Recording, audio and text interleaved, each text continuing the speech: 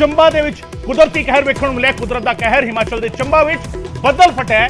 ਚੰਬਾ ਦੇ ਵਿੱਚ ਜਿਹੜਾ ਹੈਗਾ ਲੋਕਾਂ ਨੇ ਭੱਜ ਕੇ ਆਪਣੀ ਜਾਨ ਬਚਾਈ ਹੈ। ਪੰਜਵੀਂ ਬ੍ਰੇਕਿੰਗ ਨਿਊਜ਼ 2 ਵਜੇ ਦੀ ਤੀਸਾ ਖੇਤਰ ਦੇ ਲੁਟੇਖ ਦੇ ਵਿੱਚ ਬੱਦਲ ਫਟਿਆ ਹੈ। ਤੁਹਾਨੂੰ ਦੱਸ ਦਈਏ ਬੱਦਲ ਫਟਣ ਦੇ ਕਾਰਨ ਸੈਲਾਬ ਆ ਗਿਆ ਇੱਥੇ ਤੇ ਲੋਕਾਂ ਨੇ ਭੱਜ ਕੇ ਆਪਣੀ ਜਾਨ ਬਚਾਈ। ਚੰਬਾ ਤੋਂ 2 ਵਜੇ ਦੀ ਪੰਜਵੀਂ ਬ੍ਰੇਕਿੰਗ ਨਿਊਜ਼। ਕੋਈ ਜਾਨੀ ਨੁਕਸਾਨ ਹੋਣ ਦੀ ਹਾਲਾਂਕਿ ਖਬਰ ਨਹੀਂ ਹੈ।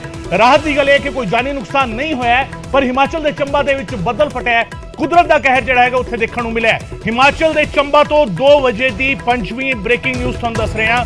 ਵੱਡੀ ਖਬਰ ਤੀਸਾ ਖੇਤਰ ਦੇ ਲੁਨੇਖ ਦੇ ਵਿੱਚ ਇਹ ਬੱਦਲ ਫਟਿਆ ਤੇ ਬੱਦਲ ਫਟਣ ਦੇ ਕਾਰਨ ਸੈਲਾਬ ਇੱਥੇ ਆ ਗਿਆ ਤੇ ਸੈਲਾਬ ਆਉਣ ਮਗਰੋਂ ਲੋਕਾਂ ਨੇ ਭੱਜ ਕੇ ਆਪਣੀ ਜਾਨ ਬਚਾਈ ਹੈ। ਤਸਵੀਰਾਂ ਦੇਖ ਰਹੇ ਹੋ ਤੁਸੀਂ।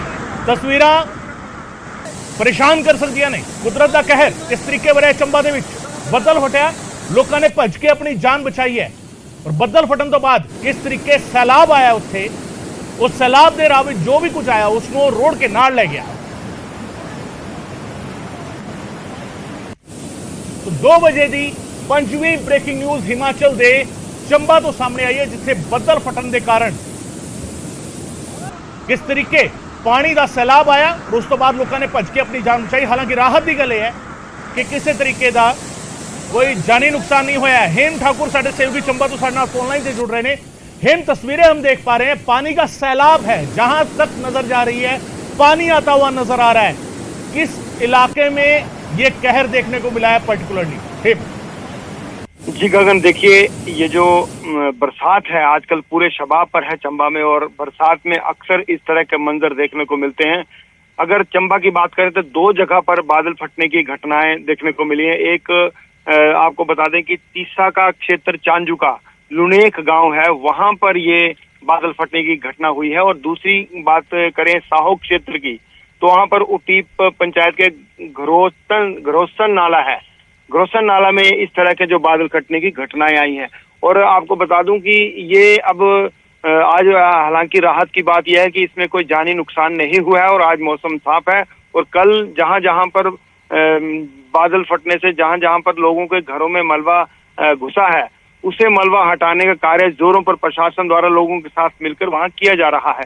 और ये वहीं पे हुआ है जहां पर लोगों ने इंक्रोचमेंट करके रखी हुई है, चाहे नदी हो चाहे नाले हो, हर जगह पर जहां जहां लोगों ने इंक्रोचमेंट की हुई है और उसी का नतीजा यहाँ देखने को मिल रहा है। हालांकि प्रशासन ने एहतियातन यहाँ अलर्ट जारी कर दिया है और जो लोग नदी और नालों के किनारों पर रह रहे हैं उन्हें जो है हिदायतें दी गई हैं कि वो वहां पे अपने मकान खाली कर दें, क्योंकि मौसम विभाग ने आने वाले कुछ समय तक इसी तरह से बरसात की जो संभावनाएं बताई हैं।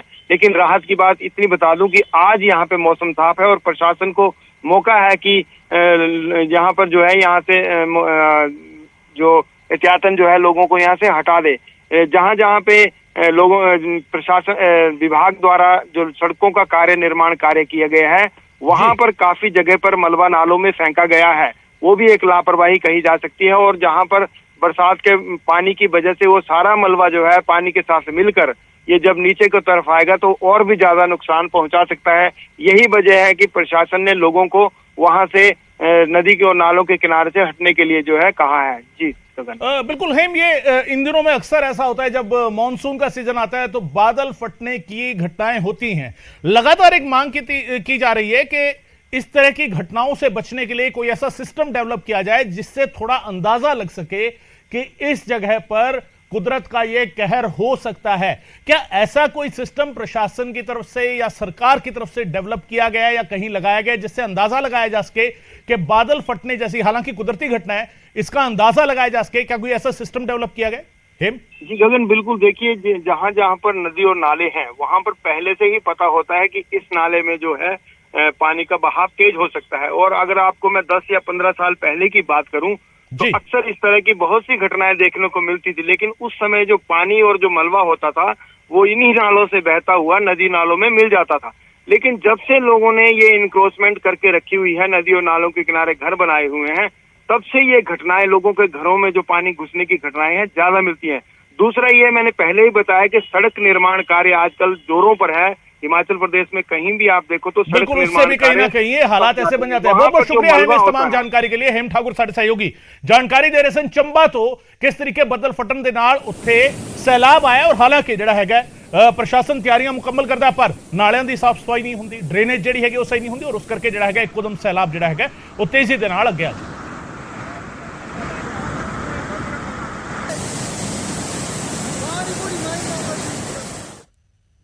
ਤੇ 2 ਵਜੇ ਦੀ ਚੌਥੀ ਬ੍ਰੇਕਿੰਗ ਨਿਊਜ਼ ਸੰਗਰੂਰ ਤੋਂ ਸਾਹਮਣੇ ਆ ਰਹੀ ਹੈ। ਸੰਗਰੂਰ ਦੇ ਵਿੱਚ ਸੀਐਮ ਦੀ ਰਿਹਾਇਸ਼ ਦੇ ਬਾਹਰ ਧਰਨਾ ਦਿੱਤਾ ਗਿਆ ਹੈ। ਪੀਟੀਆਈ ਯੂਨੀਅਨ ਦਾ ਸਰਕਾਰ ਦੇ ਖਿਲਾਫ ਇਹ ਪ੍ਰਦਰਸ਼ਨ ਹੈ। ਪ੍ਰਦਰਸ਼ਨਕਾਰੀਆਂ ਤੇ ਪੁਲਿਸ ਦੇ ਵਿਚਾਲੇ ਇੱਥੇ ਝੜਪ ਵੀ ਹੋਈ ਹੈ। ਪ੍ਰਦਰਸ਼ਨਕਾਰੀਆਂ ਨੇ ਬੈਰੀਕੇਡ ਹਟਾਉਣ ਦੀ ਜਿਹੜਾ ਹੈਗਾ ਉਹ ਕੋਸ਼ਿਸ਼ ਕੀਤੀ। ਸੰਗਰੂਰ ਦੇ ਵਿੱਚ ਸੀਐਮ ਰਿਹਾਇਸ਼ ਦੇ ਬਾਹਰ ਧਰਨਾ ਦਿੱਤਾ ਗਿਆ। ਪੁਲਿਸ ਦੇ ਨਾਲ ਪ੍ਰਦਰਸ਼ਨਕਾਰੀ ਭਿੜ ਗਏ। ਪੀਟੀਆਈ ਯੂਨੀਅਨ ਦਾ ਸਰਕਾਰ ਦੇ ਖਿਲਾਫ ਇਹ ਪ੍ਰਦਰਸ਼ਨ ਸੀਗਾ, ਜਿਸ ਦੇ ਵਿੱਚ ਪ੍ਰਦਰਸ਼ਨਕਾਰੀਆਂ ਦੀ ਪੁਲਿਸ ਦੇ ਨਾਲ ਝੜਪ ਵੀ ਹੋਈ ਹੈ। ਪ੍ਰਦਰਸ਼ਨਕਾਰੀ ਤੇ ਪੁਲਿਸ ਆਪਸ ਵਿੱਚ ਜਿਹੜਾ ਹੈਗਾ ਗਹਿਮਾ ਗਹਿਮੀ ਹੋਈ ਹੈ। ਝੜਪ ਦੌਰਾਨ ਇੱਕ ਪ੍ਰਦਰਸ਼ਨਕਾਰੀ ਬੇਹੋਸ਼ ਹੋ ਗਿਆ ਤੇ ਪੱਕੇ ਕਰਨ ਦੀ ਮੰਗ ਨੂੰ ਲੈ ਕੇ ਧਰਨਾ ਜਿਹੜਾ ਹੈਗਾ ਉਹ ਦਿੱਤਾ ਜਾ ਰਿਹਾ ਸੀ। ਸੀਐਮ ਦੀ ਰਿਹਾਇਸ਼ ਦੇ ਬਾਹਰ ਸੰਗਰੂਰ ਦੇ ਵਿੱਚ ਧਰਨਾ ਦਿੱਤਾ ਜਾ ਰਿਹਾ ਸੀ। ਤਸਵੀਰਾਂ ਤੁਹਾਨੂੰ ਦਿਖਾ ਰਹੇ ਹਾਂ। ਸੀਐਮ ਰਿਹਾਇਸ਼ ਦੇ ਬਾਹਰ ਧਰਨਾ ਦਿੱਤਾ ਗਿਆ ਔਰ ਇੱਕ ਪ੍ਰਦਰਸ਼ਨਕਾਰੀ ਜਿਹੜਾ ਹੈਗਾ ਉਸ ਦੀ ਹਾਲਤ ਜਿਹੜੀ ਹੈਗੀ ਉਹ ਵਿਗੜ ਗਈ। ਪੱਕੇ ਕਰਨ ਦੀ ਮੰਗ ਨੂੰ ਲੈ ਕੇ ਧਰਨਾ ਦਿੱਤਾ ਜਾ ਰਿਹਾ ਸੀ ਸੀਐਮ ਦੀ ਰਿਹਾਇਸ਼ ਦੇ ਬਾਹਰ, ਜਿਸ ਦੇ ਵਿੱਚ ਇੱਕ ਪ੍ਰਦਰਸ਼ਨਕਾਰੀ ਜਿਹੜਾ ਹੈ ਉਹ ਬੇਹੋਸ਼ ਹੋ ਗਿਆ। ਉਸ ਦੀ ਹਾਲਤ ਜਿਹੜੀ ਹੈਗੀ ਹੈ ਉਹ ਨਾਜ਼ੁਕ ਹੋਈ, ਉਸ ਦੀ ਹਾਲਤ ਖਰਾਬ ਹੋਈ। ਪੁਲਿਸ ਦੇ ਨਾਲ ਪ੍ਰਦਰਸ਼ਨਕਾਰੀ ਭਿੜ ਗਏ ਸੀਗੇ। ਸੀਐਮ ਦੀ ਰਿਹਾਇਸ਼ ਦੇ ਬਾਹਰ ਇਹ ਧਰਨਾ ਦਿੱਤਾ ਜਾ ਰਿਹਾ ਸੀ ਸੰਗਰੂਰ ਦੇ ਵਿੱਚ।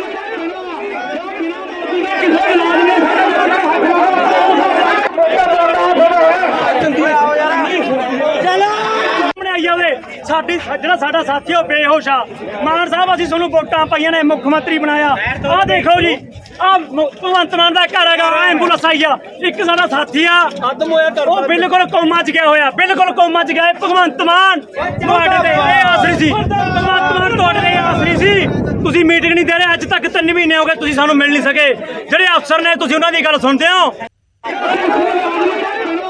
ਚਰਨਜੀਤ ਕੌਸ਼ਲ ਸਾਡੇ ਸਹਿਯੋਗੀ ਫੋਨ ਲਾਈਨ ਤੇ ਸਾਡੇ ਨਾਲ ਜੁੜ ਰਹੇ ਨੇ। ਚਰਨਜੀਤ, ਜਿਹੜਾ ਪ੍ਰਦਰਸ਼ਨਕਾਰੀ ਬੇਹੋਸ਼ ਹੋਇਆ ਸੀਗਾ ਉਸ ਦੇ ਮੁਤਲਕ ਕੀ ਜਾਣਕਾਰੀ ਹੈਗੀ ਔਰ ਫਿਲਹਾਲ ਕੀ ਅਪਡੇਟ ਹੈ ਇਸ ਧਰਨੇ ਬਾਰੇ? ਬਿਲਕੁਲ ਗਗਨ, ਜਿਹੜਾ ਧਰਨਾ ਲਗਾਤਾਰ ਚੱਲ ਰਿਹਾ, ਜਿਹੜਾ ਇੱਕ ਪ੍ਰਦਰਸ਼ਨਕਾਰੀ ਜਦੋਂ ਪੁਲਿਸ ਦੇ ਨਾਲ ਝੜਪ ਹੁੰਦੀ ਹੈ ਤਾਂ ਬੇਹੋਸ਼ ਹੋ ਜਾਂਦਾ। ਬੇਹੋਸ਼ ਤੋਂ ਬਾਅਦ ਐਂਬੂਲੈਂਸ ਦੇ ਵਿੱਚ ਪਾ ਕੇ ਉਹਨੂੰ ਹਸਪੀਟਲ ਲਿਜਾਇਆ ਜਾਂਦਾ, ਫਸਟ ਏਡ ਦਿੱਤੀ। ਫਿਲਹਾਲ ਸਥਿਤੀ ਉਹਦੀ ਠੀਕ ਹੈ। ਡਾਕਟਰਾਂ ਦੇ ਵੱਲੋਂ ਫਸਟ ਏਡ ਤੋਂ ਬਾਅਦ ਉਹਦੀ ਜਿਹੜੀ ਸਥਿਤੀ ਹੈ ਠੀਕ ਹੈ।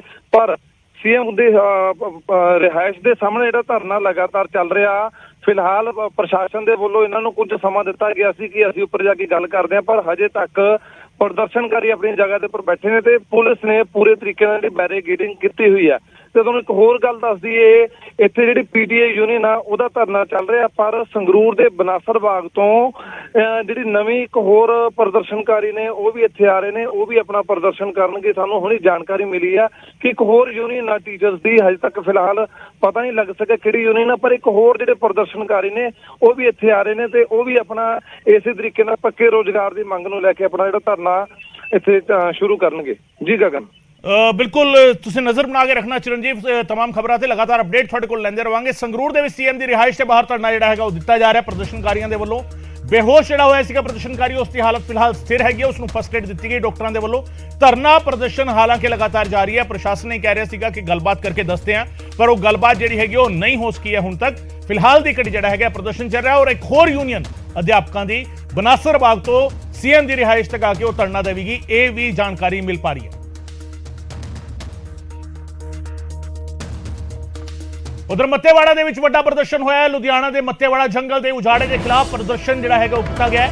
ਵਾਤਾਵਰਣ ਪ੍ਰੇਮੀ ਤੇ ਕਿਸਾਨਾਂ ਨੇ ਇੱਥੇ ਧਰਨਾ ਲਾਇਆ। ਵਿਰੋਧੀ ਧਿਰਾਂ ਵੀ ਜਿਹੜਾ ਹੈਗਾ ਇਸ ਪ੍ਰਦਰਸ਼ਨ ਦੇ ਵਿੱਚ ਸ਼ਾਮਿਲ ਹੋਈਆਂ ਨੇ।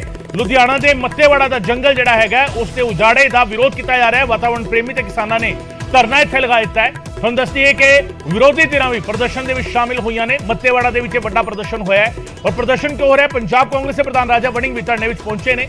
ਪ੍ਰਦਰਸ਼ਨ ਹੋ ਰਿਹਾ ਮੱਤੇਵਾੜਾ ਦੇ ਜੰਗਲ ਨੂੰ ਬਚਾਉਣ ਦੇ ਲਈ। ਟੈਕਸਟਾਈਲ ਫੈਕਟਰੀ ਲਗਾਉਣ ਦਾ ਵਿਰੋਧ ਇੱਥੇ ਕੀਤਾ ਜਾ ਰਿਹਾ ਹੈ ਔਰ ਖਦਸ਼ਾ ਇਹ ਪ੍ਰਗਟਾਇਆ ਜਾ ਰਿਹਾ ਹੈ ਕਿ ਜੇਕਰ ਟੈਕਸਟਾਈਲ ਫੈਕਟਰੀ ਇੱਥੇ ਲੱਗਦੀ ਹੈ ਤਾਂ ਮੱਤੇਵਾੜਾ ਦਾ ਜੰਗਲ ਜਿਹੜਾ ਹੈਗਾ ਜਿਸ ਨੂੰ ਪੰਜਾਬ ਦੇ ਵਿੱਚ ਆਕਸੀਜਨ ਦੀ ਲਾਈਫਲਾਈਨ ਕਿਹਾ ਜਾਂਦਾ ਹੈ, ਸਭ ਤੋਂ ਵੱਡਾ ਜਿਹੜਾ ਇੱਕ ਹਰਿਆਲੀ ਵਾਲਾ ਖੇਤਰ ਹੈਗਾ ਪੰਜਾਬ ਦਾ, ਉਹ ਉੱਜੜ ਜਾਵੇਗਾ। ਇਹ ਖਦਸ਼ਾ ਪ੍ਰਗਟਾਇਆ ਜਾ ਰਿਹਾ ਹੈ। ਸਤਲੁਜ ਦਰਿਆ ਦੇ ਕੰਢੇ ਤੇ ਮੱਤੇਵਾੜਾ ਜੰਗਲ ਦੇ ਲਾਗੇ ਫੈਕਟਰੀ ਨੂੰ ਸਥਾਪਿਤ ਕੀਤਾ ਜਾਣਾ ਹੈ। ਕੱਲ ਵਾਤਾਵਰਣ ਪ੍ਰੇਮੀਆਂ ਦੇ ਨਾਲ ਮੁੱਖ ਮੰਤਰੀ ਭਗਵੰਤ ਮਾਨ ਨੇ ਮੀਟਿੰਗ ਵੀ ਕੀਤੀ ਸੀ।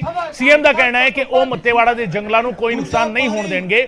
पर जिहड़ा प्रदर्शन करने वाले ने उन्हां दा लगातार यह कहना है कि जेकर इस इलाके में फैक्ट्री लगती है, जेकर इत्थे कोई फैक्ट्री लगाई जाती है तो यह पूरा जंगल जिहड़ा हैगा वो उजड़ सकता है। उसते एडवर्स इफैक्ट, उसते ना पक्षी असर जिहड़ा हैगा वो सीधे तौर पर पेगा किसी भी फैक्ट्री दे लगन दा। सो मत्तेवाड़ा दे जंगल दे नेड़े अज जिहड़ा हैगा प्रदर्शन जिहड़ा हैगा वो किया गया, वड्डा प्रदर्शन जिस दे विच सियासी धिरां पहुंचियां ने, जिस दे विच वातावरण प्रेमी पहुंचे ने, जिस दे विच एक्टिविस्ट पहुंचे ने। देखो जी, उजाड़े के नाल ਇਹਦੇ ਨਾਲ ਸਾਰੇ ਪੰਜਾਬ ਵਿੱਚ ਕੈਂਸਰ ਦੀ ਬਿਮਾਰੀ ਪਹਿਲਾਂ ਹੀ ਬਹੁਤ ਫੈਲੀ ਹੋਈ ਹੈ। ਉਹ ਏਰੀਆਜ਼ ਜਿੱਥੇ ਧਰਤੀ ਹੇਠਲਾ ਪਾਣੀ ਪੀਣ ਦੇ ਲਾਇਕ ਨਹੀਂ, ਉਹ ਲੋਕ ਨਹਿਰਾਂ ਦਾ ਪਾਣੀ ਪੀਂਦੇ ਨੇ। ਅੱਜ ਕੋਈ ਚਿੰਤਾ ਨਹੀਂ ਕਰ ਰਿਹਾ, ਫਾਜ਼ਿਲਕਾ ਅਬੋਹਰ ਵਾਲੇ ਪਾਸੇ ਕੋਈ ਘਰ ਨਹੀਂ ਜਿੱਥੇ ਕੈਂਸਰ ਦਾ ਪੇਸ਼ੈਂਟ ਨਹੀਂ। ਤੇ ਅਸੀਂ ਇਹ ਨਹੀਂ ਆਗਿਆ ਦੇ ਸਕਦੇ ਕਿਸੇ ਨੂੰ ਕਿ ਜਦੋਂ ਸਾਡੇ ਸਾਹਮਣੇ ਸਾਨੂੰ ਦਿਖਾਈ ਦਿੰਦਾ ਹੋਵੇ ਅਸੀਂ ਫੇਰ ਹੋਰ ਕੈਂਸਰ ਨੂੰ ਵਧਣ ਵਾਸਤੇ ਉਹਨਾਂ ਨੂੰ ਖੁੱਲੀ ਛੁੱਟੀ ਦੇ ਦਈਏ। ਔਰ ਇਹ ਪ੍ਰੋਜੈਕਟ ਤਾਂ ਖਾਸ ਤੌਰ ਤੇ ਇਲੈਕਟ੍ਰੋਪੋਲਿਟਿਕ ਇੰਡਸਟਰੀ ਆ ਰਹੀ ਹੈ ਜਾਂ ਡਾਈਂਗ ਇੰਡਸਟਰੀ ਆ ਰਹੀ ਹੈ, ਟੋਟਲ ਪੋਲੂਸ਼ਨ ਫੈਲਾਉਣ ਵਾਲੀ ਇੰਡਸਟਰੀ ਆ ਰਹੀ ਹੈ। ਇਹਦਾ ਜ਼ਬਰਦਸਤ ਕਹਿੰਦੇ ਨੇ ਨਹੀਂ ਪੋਲੂਸ਼ਨ ਹੋਵੇਗਾ, ਨਹੀਂ ਪਾਣੀ ਖਰਾਬ ਹੋਵੇਗਾ। ਮਾਨ ਸਾਹਿਬ ਉਹਨਾਂ ਨੂੰ ਅੱਜ ਜਿਹੜੀ ਕੁਰਸੀ ਉਹ ਜ਼ਿਆਦਾ ਪਿਆਰੀ ਹੈ। ਇਲੈਕਟ੍ਰੋਪਲੇਟਿੰਗ ਇੰਡਸਟਰੀ ਕਿਵੇਂ ਨਹੀਂ ਪੋਲੂਸ਼ਨ ਫੈਲਾਏਗੀ? ਕੌਣ ਕਹਿੰਦਾ ਨਹੀਂ ਹੁੰਦਾ? ਡਾਈਂਗ ਇੰਡਸਟਰੀ ਦੇ ਵਿੱਚ ਕੈਮੀਕਲਸ ਕਿਉਂ ਨਹੀਂ ਪਾਉਣਗੇ? ਕੌਣ ਕਹਿੰਦਾ ਨਹੀਂ ਹੋਏਗਾ ਪੋਲੂਸ਼ਨ? ਸਾਰਾ ਜਿਹੜਾ ਬੁੱਢੇ ਦਰਿਆ ਰਾਹੀਂ ਆ ਰਹੇ ਨੇ ਕੈਮੀਕਲ, ਸਾਰੇ ਇਹਦੇ ਵਿੱਚ ਸਤਲੁਜ ਮਿਲਦੇ ਨੇ। ਇਹ ਉਸੇ ਇੰਡਸਟਰੀ ਦੀ ਦੇਣ ਹੈ। ਕਾਂਗਰਸ ਪਾਰਟੀ ਦਾ ਪ੍ਰਧਾਨ ਹੋਣ ਦੇ ਨਾਤੇ ਔਰ ਇੱਕ ਆਮ ਪੰਜਾਬੀ ਹੋਣ ਦੇ ਨਾਤੇ ਅੱਜ ਇੱਥੇ ਸਮੂਹ ਅਸੀਂ ਸਾਥੀ तमाम ਲੋਕ ਅਸੀਂ ਇੱਥੇ ਪਹੁੰਚੇ ਹਾਂ ਸਾਥ ਦੇਣ ਵਾਸਤੇ। ਨਾਲ ਹੀ ਨਾਲ ਮੈਂ ਇਹ ਵੀ ਗੁਰੇਜ਼ ਨਹੀਂ ਕਰਾਂਗਾ, ਮੈਂ ਮਾਫੀ ਵੀ ਮੰਗਦਾ ਕਿ ਇਹ ਜਿਹੜਾ ਪ੍ਰੋਜੈਕਟ ਸੀਗਾ ਇਹ ਸਾਡੇ ਸਮੇਂ ਸ਼ੁਰੂ ਹੋਇਆ। ਹਾਲਾਂਕਿ ਇਹਦੀ ਨਿੰਦਾ ਵੀ ਅਸੀਂ ਵਿਧਾਨ ਸਭਾ ਦੇ ਵਿੱਚ ਖੜੇ ਹੋ ਕੇ ਬਤੌਰ ਐਮਐਲਏ ਕੀਤੀ, ਲੇਕਿਨ ਮੇਰਾ ਖਿਆਲ ਬਿਊਰੋਕ੍ਰੇਸੀ ਦਾ ਜ਼ੋਰ ਸੀ ਔਰ ਕੈਪਟਨ ਅਮਰਿੰਦਰ ਸਿੰਘ ਦੇ ਘਰ ਵਿੱਚ ਲੀਡਰਾਂ ਦੀ ਸੁਣਵਾਈ ਘੱਟ ਸੀ, ਆਮ ਜਨਤਾ ਦੀ ਸੁਣਵਾਈ ਘੱਟ ਸੀ। ਉਸੇ ਗੱਲ ਦਾ ਖਮਿਆਜਾ ਸਾਨੂੰ ਅੱਜ ਲੋਕਾਂ ਨੂੰ ਭੁਗਤਣਾ ਪਿਆ। ਆਪਦੇ ਆਪ ਨੂੰ ਕਰੈਕਟ ਕਰਦੇ ਹੋਏ, ਆਪਦੇ ਆਪ ਨੂੰ ਸਹੀ ਕਰਦੇ ਹੋਏ, ਕਿਉਂਕਿ ਇਸ इंडस्ट्री बड़ी ज़रूरी है पंजाब वास्ते। लेकिन मेरा ख्याल कि वातावरण और जंगल नूं उजाड़ के और सतलुज दरिया नूं मैं समझदा कि खराब करन दे नाल सानू इंडस्ट्री नहीं चाहिए। इंडस्ट्री चाहिए लेकिन आपदी जान दे मुल ते सानू इंडस्ट्री नहीं चाहिए। अगर असी केवल इंडस्ट्री लाउण लग पे ते आउण वाली पीढ़ियां दा ख्याल ना रखिया, वो साह किदां लैणगे? मैनूं याद है कि इस वेले साडे कोल जंगलात की कमी भी आ, जिहड़ा हैगा इहनूं बचाउण दी लोड़ आ। असीं जे सारे रल के पार्टीबाजी तो उपर उठ के सानूं जिहड़े वातावरण, चाहे दरियावां दे पानी ने, चाहे साडे जंगलात ने, चाहे कोई भी है, इन्हां बचाउण दी लोड़ आ। श्रोमणी अकाली दल इस जो भी इन्हां संघर्ष विड्या उहदी हिमायत करदा।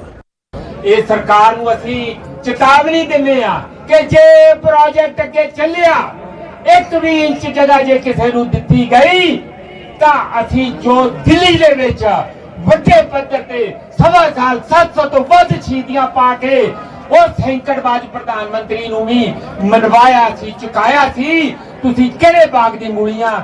याद रखो ये पंजाबी है, पंजाबी गभरू, पंजाबी ईमानदार लोग, मेहनती लोग, अणखी लोग आ।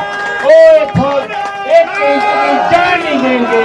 इन्हें खबरों के नाल मैं ताड़ा सारियां दा, ताड़े जोश दा, ताड़े जज्बात दा और एडी बड़ी गिनती जाके अपनी हाजिरी लवाउण दा बहुत बहुत शुक्रगुजार हां। जेकर इंडस्ट्री लगूगी तो बेरोजगार बच्चों को रोजगार भी तो मिलूगा, पर ਉਹਦੇ ਨਾਲ ਪੋਲੂਸ਼ਨ ਵਧੂਗਾ, ਹੈ ਨਾ। ਪੋਲੂਸ਼ਨ ਦਰਖਤ ਕੱਟੇ ਜਾਣਗੇ ਤੇ ਪੋਲੂਸ਼ਨ ਵਧਣਾ ਹੀ ਆ। ਪੋਲੂਸ਼ਨ ਵਧਣ ਨਾਲ ਹੋਰ ਵੀ ਨੁਕਸਾਨ ਹੋਊਗਾ। ਪਹਿਲਾਂ ਵੀ ਬਿਮਾਰੀਆਂ ਬਹੁਤ ਜ਼ਿਆਦਾ ਵਧੀਆਂ ਹੋਈਆਂ ਆ, ਪਾਣੀ ਖਰਾਬ ਹੋ ਜਾਏਗਾ। ਹਾਂ, ਪਹਿਲਾਂ ਸਾਨੂੰ ਉਹਨਾਂ ਦੇ ਸੋਲੂਸ਼ਨ ਕੱਢਣੇ ਚਾਹੀਦੇ ਆ। ਮੇਰੇ ਨਾਲ ਕੁਝ ਹੋਰ ਲੋਕ ਵੀ ਹਨ, ਉਹਨਾਂ ਨਾਲ ਮੈਮ ਤੁਸੀਂ ਕੀ ਕਹਿਣਾ ਚਾਹੁੰਦੇ? ਦੇਖੋ, ਇੰਡਸਟਰੀ ਤਾਂ ਬੱਚਿਆਂ ਨੂੰ ਰੋਜ਼ਗਾਰ ਚਾਹੀਦਾ, ਉਹਦਾ ਕੋਈ ਵਿਰੋਧ ਨਹੀਂ ਹੋ ਰਿਹਾ ਹੈਗਾ। ਇਹ ਵਿਰੋਧ ਹੋ ਰਿਹਾ ਵੀ ਇਸ ਜਗ੍ਹਾ ਤੇ ਨਾ ਲਗਾਓ, ਕਿਉਂਕਿ ਆਪਣੇ ਕੋਲੇ ਆਲਰੇਡੀ ਬਹੁਤ ਜ਼ਿਆਦਾ ਘੱਟ ਜੰਗਲ ਹੈ।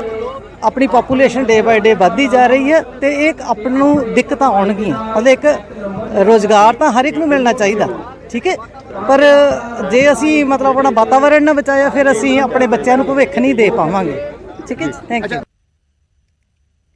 उधर विधानसभा के मसले से कैबिनेट मंत्री चेतन सिंह जोड़ा माजरा का बड़ा बयान सामने है। हरियाणा नूं चंडीगढ़ दे विच विधानसभा नहीं बनाण देवांगे, ਚੰਡੀਗੜ੍ਹ ਤੋਂ ਬਾਹਰ ਵੱਖਰੀ ਵਿਧਾਨ ਸਭਾ ਬਣਾਵੇ ਹਰਿਆਣਾ। ਪੰਚਕੂਲਾ, ਕੁਰੂਕਸ਼ੇਤਰ ਜਾਂ ਫਰੀਦਾਬਾਦ ਦੇ ਵਿੱਚ ਵਿਧਾਨ ਸਭਾ ਬਣਾਓ। ਚੰਡੀਗੜ੍ਹ ਸਿਰਫ ਪੰਜਾਬ ਦਾ ਹੈ। ਹਰਿਆਣਾ ਨੂੰ ਚੰਡੀਗੜ੍ਹ ਦੇ ਵਿੱਚ ਵਿਧਾਨ ਸਭਾ ਨਹੀਂ ਬਣਾਉਣ ਦੇਵਾਂਗੇ। ਪੰਜਾਬ ਸਰਕਾਰ ਦੇ ਕੈਬਨਿਟ ਮੰਤਰੀ ਦਾ ਇਹ ਵੱਡਾ ਬਿਆਨ, ਚੇਤਨ ਸਿੰਘ ਜੋੜਾ ਮਾਜਰਾ ਦਾ ਇਹ ਬਿਆਨ ਸਾਹਮਣੇ ਆਇਆ ਹੈ। ਚੰਡੀਗੜ੍ਹ ਸਿਰਫ ਪੰਜਾਬ ਦਾ ਹੈ ਤੇ ਪੰਜਾਬ ਦਾ ਰਹੇਗਾ। ਹਰਿਆਣਾ ਨੂੰ ਚੰਡੀਗੜ੍ਹ ਦੇ ਵਿੱਚ ਵਿਧਾਨ ਸਭਾ ਨਹੀਂ ਬਣਾਉਣ ਦੇਵਾਂਗੇ। ਚੰਡੀਗੜ੍ਹ ਤੇ ਹਰਿਆਣਾ ਦਾ ਕੋਈ ਹੱਕ ਨਹੀਂ। ਦੂਜੀ ਬ੍ਰੇਕਿੰਗ ਨਿਊਜ਼ 2 ਵਜੇ ਦੀ ਤੁਹਾਨੂੰ ਦੱਸ ਰਹੇ ਹਾਂ। ਕੈਬਨਿਟ ਮੰਤਰੀ ਚੇਤਨ ਸਿੰਘ ਜੋੜਾ ਮਾਜਰਾ ਨੇ ਬਿਆਨ ਦਿੱਤਾ। ਦੱਸਦੀਏ ਕਿ ਬੀਤੇ ਦਿਨੀ ਹਰਿਆਣਾ ਸਰਕਾਰ ਵੱਲੋਂ ਐਲਾਨ ਕੀਤਾ ਗਿਆ ਸੀਗਾ ਕਿ ਕੇਂਦਰੀ ਗ੍ਰਹਿ ਮੰਤਰੀ ਨੇ ਹਰਿਆਣਾ ਨੂੰ ਵੱਖਰੀ ਵਿਧਾਨ ਸਭਾ ਬਣਾਏ ਜਾਣ ਦੇ ਲਈ ਚੰਡੀਗੜ੍ਹ ਦੇ ਵਿੱਚ ਜ਼ਮੀਨ ਦੇਣ ਦਾ ਵਾਅਦਾ ਕੀਤਾ ਹੈ। ਇਹ ਐਲਾਨ ਹੋਇਆ ਸੀਗਾ ਬੀਤੇ ਦਿਨੀ ਤੇ ਉਸ ਤੋਂ ਬਾਅਦ ਸਿਆਸਤ ਜਿਹੜੀ ਹੈਗੀ ਉਹ ਗਰਮਾਈ ਹੋਈ ਹੈ। ਪੰਜਾਬ ਸਰਕਾਰ ਦੇ ਕੈਬਨਿਟ ਮੰਤਰੀ ਨੇ ਵੱਡਾ ਬਿਆਨ ਦਿੱਤਾ ਹੈ ਕਿ ਚੰਡੀਗੜ੍ਹ ਤੇ ਹਰਿਆਣਾ ਦਾ ਕੋਈ ਹੱਕ ਨਹੀਂ ਹੈ।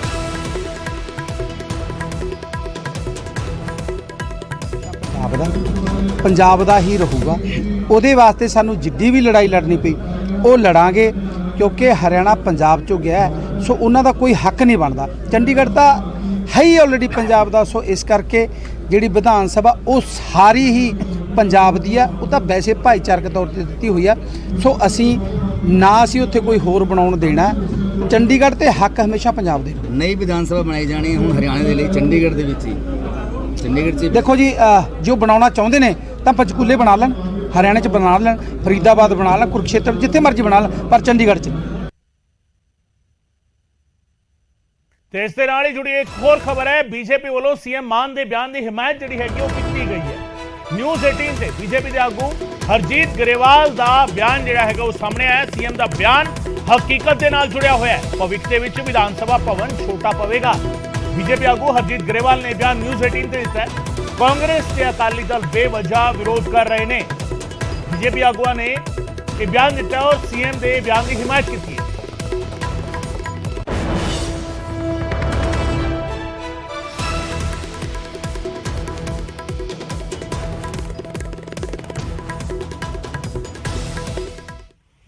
ਦੇਖੋ, ਭਗਵੰਤ ਮਾਨ ਜੀ ਦਾ ਜਿਹੜਾ ਬਿਆਨ ਆ ਨਾ, ਉਹ ਜ਼ਮੀਨੀ ਸੱਚਾਈ ਨੂੰ ਜਾਣ ਕੇ ਦਿੱਤਾ ਹੋਇਆ ਬਿਆਨ ਆ।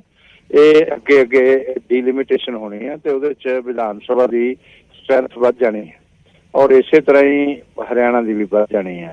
ਉਹ ਜਗ੍ਹਾ ਛੋਟੀਆਂ ਪੈ ਜਾਣੀਆਂ ਨੇ ਤੇ ਇਸ ਕਰਕੇ ਅਲੱਗ-ਅਲੱਗ ਵਿਧਾਨ ਸਭਾ ਦੀ ਜਿਹੜੀ ਗੱਲ ਆ, ਇਹ ਅਕਾਲੀ ਦਲ ਜਾਂ ਦੂਸਰੀਆਂ ਪਾਰਟੀਆਂ ਜਿਹੜੀਆਂ ਨੇ ਆਪਣੇ ਰਾਜਨੀਤਿਕ ਹਿੱਤਾਂ ਨੂੰ ਅੱਗੇ ਰੱਖ ਕੇ ਬਿਆਨ ਦਿੰਦੇ ਆ, ਨਾ ਕਿ ਜ਼ਮੀਨੀ ਸੱਚਾਈ ਨੂੰ ਜਾਣ ਕੇ। ਇਹਨਾਂ ਦਾ ਕੋਈ ਨਾ ਸਟੇਟ ਨਾਲ ਮਤਲਬ ਆ, ਇਸੇ ਕਰਕੇ ਲੋਕ ਛੋਟੇ ਹੋ ਗਏ ਨੇ। ਨਾ ਹੀ ਇਹਨਾਂ ਦਾ ਕਿਸੇ ਦਾ ਦੇਸ਼ ਨਾਲ ਮਤਲਬ ਆ। ਇਹ ਆਪਣੀਆਂ ਹੀ ਗੱਲਾਂ ਕਰਦੇ ਰਹਿੰਦੇ ਆ ਔਰ ਜਿਸ ਤਰ੍ਹਾਂ ਦੀਆਂ ਹਰਕਤਾਂ ਅਕਾਲੀ ਦਲ ਕਰਨ ਲੱਗ ਗਿਆ, ਉਹਦੇ ਨਾਲ ਅਕਾਲੀ ਦਲ ਨੇ ਹੋਰ ਛੋਟਾ ਹੋ ਜਾਣਾ। ਮੈਂ ਇਹ ਸਮਝਦਾ ਕਿ ਅਕਾਲੀ ਦਲ ਬਹੁਤ ਦੇਸ਼ ਭਗਤ ਜਮਾਤ ਸੀ। ਉਹਨਾਂ ਨੇ ਜਿਸ ਤਰ੍ਹਾਂ ਦੀਆਂ ਹਰਕਤਾਂ ਸ਼ੁਰੂ ਕਰਤੀਆਂ ਔਰ ਕਾਂਗਰਸ ਨੇ ਕਰ ਦਿੱਤੀਆਂ ਨੇ, ਇਹ ਬਿਨਾਂ ਹੀ ਗੱਲਬਾਤ ਤੋਂ ਗਲਤਫਹਿਮੀਆਂ ਪਾਉਂਦੇ ਨੇ। ਤੁਸੀਂ ਸੀਐਮ ਦੇ ਬਿਆਨ ਨਾਲ ਸਹਿਮਤ ਹੋ? ਭਾਈ, ਜੋ ਬਿਆਨ ਆ, ਵਿਧਾਨ ਸਭਾ ਦੀ ਜਗ੍ਹਾ ਛੋਟੀ ਪੈ ਜਾਣੀ ਹੈ ਤਾਂ ਉਹ ਜਗ੍ਹਾ ਲੈਣੀ ਪੈਣੀ ਆ। ਤਾਂ ਕੀ ਇਸ ਹੈਰੀਟੇਜ ਸਾਈਟ ਨੂੰ ਛੱਡ ਦਿੱਤਾ ਜਾਵੇ? ਅਰੇ ਭਾਈ, ਹੈਰੀਟੇਜ ਸਾਈਟ ਇਹ ਥੋੜਾ ਛੱਡੀ ਜਾ ਰਹੀ ਆ। ਇਹ ਨਹੀਂ ਛੱਡੀ ਜਾ ਰਹੀ। ਇਹ ਦੇਖੋ, ਉਹਨਾਂ ਨੇ ਛੱਡਣ ਦੀ ਗੱਲ ਨਾ ਉਹਨਾਂ ਨੇ ਕੀਤੀ ਹੈ ਨਾ ਅਸੀਂ ਕਰ ਰਹੇ ਹਾਂ। ਗੱਲ ਤਾਂ ਇਹ ਆ ਕਿ ਇਹ ਨਵਾਂ ਤੇ ਬੜਾ ਸਟਰਕਚਰ, ਜਿਸ ਤਰ੍ਹਾਂ ਹੁਣ ਪਾਰਲੀਮੈਂਟ ਦਾ, ਅੱਜ ਪਾਰਲੀਮੈਂਟ ਬਣ ਰਹੀ ਹੈ ਤਾਂ ਉੱਥੇ ਵੀ ਰੌਲਾ ਪਾ ਰਹੇ ਸੀ। ਪਾਰਲੀਮੈਂਟ ਇਹ ਦੁਨੀਆ ਦਾ ਸਭ ਤੋਂ ਬੜਾ ਲੋਕਤੰਤਰ ਆ। ਦੇਸ਼ ਦੀ ਸ਼ਾਨ ਹੁੰਦੀ ਹੈ ਪਾਰਲੀਮੈਂਟ। ਇਸੇ ਤਰ੍ਹਾਂ ਸੂਬੇ ਦੀ ਸ਼ਾਨ ਆ ਵਿਧਾਨ ਸਭਾ। ਤੇ ਵਿਧਾਨ ਸਭਾ 'ਚ ਪੂਰੇ ਹੀ ਨਾ ਵਿਧਾਇਕ ਬੈਠ ਸਕਣ ਔਰ ਉਦੋਂ ਉਹ ਛੋਟੀ ਪੈ ਜੇ ਤਾਂ ਉਸ ਦਾ ਕੀ ਮਤਲਬ ਆ? ਜੇ ਇੱਕਦਮ ਹੀ ਫਿਰ ਮੌਕੇ ਤੇ ਆਈ ਜਨ ਤੇ ਬਿੰਨੋ ਕੁੜੀ ਦੇ ਕੰਨ, ਉਹ ਗੱਲ ਹੋ ਜਾਂਦੀ ਹੈ। ਇਸ ਕਰਕੇ ਇਹਨਾਂ ਨੂੰ ਕਹੋ ਕਿ ਥੋੜੀ ਜੀ ਸੋਚ ਬੜੀ। ਤੇ 2 ਵਜੇ ਦੀ ਪਹਿਲੀ ਬ੍ਰੇਕਿੰਗ ਨਿਊਜ਼ ਮੂਸੇਵਾਲਾ ਕਤਲकांड ਦੇ ਨਾਲ ਜੁੜੀ ਹੈ, ਜਿਸ ਨੂੰ ਲੈ ਕੇ ਵੱਡਾ ਖੁਲਾਸਾ ਹੋਇਆ ਹੈ। ਗੋਲਡੀ ਬਰਾੜ ਦੇ ਨਾਲ ਕੋਰਟ ਵਰਲਡ ਦੇ ਵਿੱਚ ਗੱਲ ਹੁੰਦੀ ਸੀ ਸ਼ੂਟਰਸ ਦੀ। ਗੋਲਡੀ ਬਰਾੜ ਨੂੰ ਡਾਕਟਰ ਸਾਹਿਬ ਕਹਿੰਦੇ ਸੀ ਸ਼ੂਟਰ। ਵੱਡਾ ਖੁਲਾਸਾ ਸਿੱਧੂ ਮੂਸੇਵਾਲਾ ਕਤਲकांड ਦੇ ਨਾਲ ਜੁੜਿਆ ਹੋਇਆ। ਗੋਲਡੀ ਬਰਾੜ ਨੂੰ ਡਾਕਟਰ ਸਾਹਿਬ ਕਹਿੰਦੇ ਸੀ ਸ਼ੂਟਰਸ। ਜਦੋਂ ਗੱਲ ਕਰਦੇ ਸੀ 4 ਮਹੀਨੇ ਤੋਂ ਲਗਾਤਾਰ ਫੌਜੀ ਦੀ ਗੋਲਡੀ ਦੇ ਨਾਲ ਗੱਲ ਹੋ ਰਹੀ ਸੀ। ਮਨੂ ਖੁੱਸਾ ਦੇ ਨਾਲ ਵੀ ਕੋਰਟ ਵਰਡ ਦੇ ਵਿੱਚ ਗੱਲਬਾਤ ਹੁੰਦੀ ਸੀ ਗੋਲਡੀ ਬਰਾੜ ਦੀ। ਤੇ ਫੌਜੀ ਦੇ ਮੋਬਾਈਲ ਤੋਂ ਪੁਲਿਸ ਨੂੰ ਇਹ ਸਾਰੇ ਸੁਰਾਗ ਜਿਹੜੇ ਹੈਗੇ ਉਹ ਮਿਲੇ ਨੇ। ਪੁਲਿਸ ਨੂੰ ਸਾਰੀ ਜਿਹੜੀਆਂ ਤੱਥ ਨੇ ਉਹ ਸਾਰੇ ਮਿਲੇ ਨੇ। ਤੇ ਮਨੂ ਖੁੱਸਾ ਦੇ ਨਾਲ ਵੀ ਕੋਰਟ ਵਰਡ ਦੇ ਵਿੱਚ ਗੱਲ ਹੁੰਦੀ ਸੀ। ਫੌਜੀ ਦੇ ਮੋਬਾਈਲ ਦੀ ਫੋਰੈਂਸਿਕ ਰਿਪੋਰਟ ਦੇ ਵਿੱਚ ਖੁਲਾਸਾ ਹੋਇਆ ਹੈ। ਦਿੱਲੀ ਦੀ ਸਪੈਸ਼ਲ ਸੈੱਲ ਨੇ ਮੋਬਾਈਲ ਦੀ ਫੋਰੈਂਸਿਕ ਜਾਂਚ ਕਰਵਾਈ ਸੀ। ਪ੍ਰਿਯਵਰਤ ਫੌਜੀ ਤੇ ਮਨੂ ਖੁੱਸਾ ਦੋਵੇਂ ਜਿਹੜੇ ਲਾਰੈਂਸ ਬਿਸ਼ਨੋਈ ਦੇ ਸਭ ਤੋਂ ਖਾਸ ਮੰਨੇ ਜਾਂਦੇ ਨੇ, ਉਹਨਾਂ ਦੀ ਗੱਲਬਾਤ ਲਗਾਤਾਰ ਹੋ ਰਹੀ ਸੀ ਗੋਲਡੀ ਬਰਾੜ ਦੇ ਨਾਲ। ਔਰ ਗੋਲਡੀ ਬਰਾੜ ਨੂੰ ਕੋਡ ਨੇਮ ਜਿਹੜਾ ਦਿੱਤਾ ਗਿਆ ਸੀਗਾ ਉਹ ਡਾਕਟਰ ਸਾਹਿਬ ਕਹਿ ਕੇ ਉਸ ਨੂੰ ਕਾਲ ਕੀਤੀ ਜਾਂਦੀ ਸੀ ਤੇ ਗੋਲਡੀ ਬਰਾੜ ਦੀ ਜਿਹੜੀ ਕਾਲ ਡਿਕੋਡ ਹੋਈ ਹੈ ਸਵੇਰੇ 11 ਵਜੇ 28 ਮਈ ਨੂੰ ਗੋਲਡੀ ਨੇ ਫੋਨ ਕੀਤਾ ਹੈ। ਉਹ ਕਹਿੰਦਾ ਹੈਲੋ ਫੌਜੀ ਸੁਣ, ਮੂਸੇਵਾਲਾ ਦੀ ਸੁਰੱਖਿਆ ਹਟਾ ਲਈ ਗਈ ਹੈ, ਹੁਣ ਤੂੰ ਮੁੰਡਿਆਂ ਦੇ ਨਾਲ ਕੱਲ ਕੰਮ ਨੂੰ ਅੰਜਾਮ ਦੇਣਾ ਹੈ। फौजी ने जवाब दिता कि जी डॉक्टर साहब कम हो जाएगा, मेरी टीम तैयार है। गोल्डी बराड़ कहते कि तुसी सारे मानसा दे 3 किलोमीटर पहला ढाबे ते पहुंच जाओ। 28 मई नूं इन्नी गलबात हुंदी है, 29 मई नूं शामी 4:30 बजे फिर गलबात हुंदी है, 29 मई नूं शामी 4:30 बजे गोल्डी कहता है कि सुन, सिद्धू के घर का गेट खुल गया, तुसी जल्दी निकलो, सिद्धू निकलन वाला है। फौजी ने जवाब दिता कि जी डॉक्टर साहब हुणे निकल रहे हैं। इससे गोल्डी ने कहा कि मूसेवाला घर तो निकल गया है बिना सुरक्षा दे, जल्दी जाओ। ते फौजी ने जवाब दिता कि जी डॉक्टर साहब, यानी कोडिंग जिहड़ी हैगी वो डॉक्टर साहब जिहड़ा हैगा वो गोल्डी बराड़ नूं कह रहा सीगा। गोल्डी कहंदा कि तुसी लोग फतेहाबाद जाओ, रामवास रिसीव करेगा, एक होटल विच लेके जाएगा। ये सारा कम होने तो बाद जो गलबात हो रही सी 1 जून नूं गोल्डी फिर फोन करता है, सुन फौजी तुसी 6 हथियार बब्बन नूं दे दिओ जल्दी। इसते भी फौजी जिहड़ा हैगा वो हामी भरदा है। एक एक करके पत्ता जड़ियां ने वो खुल रही ने और इस विच नवे ना जिहड़े हैगे वो सामने आ रहे ने। बब्बन कौन सी, बब्बन नूं हथियार देने की गल हुई है। रामवास कौन सीगा जिसने ठहराया, उसनूं फड़न की जिहड़ा हैगा गल हो रही है। ये सारे खुलासे जिहड़े हैगे वो सामने आ रहे हैं।